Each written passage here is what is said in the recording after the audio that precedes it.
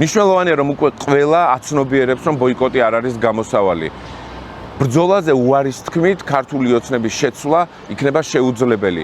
ამიტომაც გამოსავალი ძალიან მარტივია, ჩვენ უნდა გავაგრძელოთ თვითორგანიზება, ჩვენ უნდა გავაგრძელოთ საერთაშორისო ველზე, პროტესტში, ქუჩაში წინააღმდეგობის გაწევა და ამ თვითორგანიზებით შევძლოთ ბიძინა ივანიშვილის ხელისუფლებიდან ჩამოშორება. დღეს მხოლოდ და მხოლოდ ივანიშვილს და ანტიქართულ ოცნებას აწყობს ნიჰილიზმი, უნდობლობა არჩევნებთან დაკავშირებით, მხოლოდ და მხოლოდ ივანიშვილს აწყობს, რომ არსებობდეს თავისუფალი საარჩევნო ველი და ოპოზიცია დარჩეს თვითიზოლაციაში.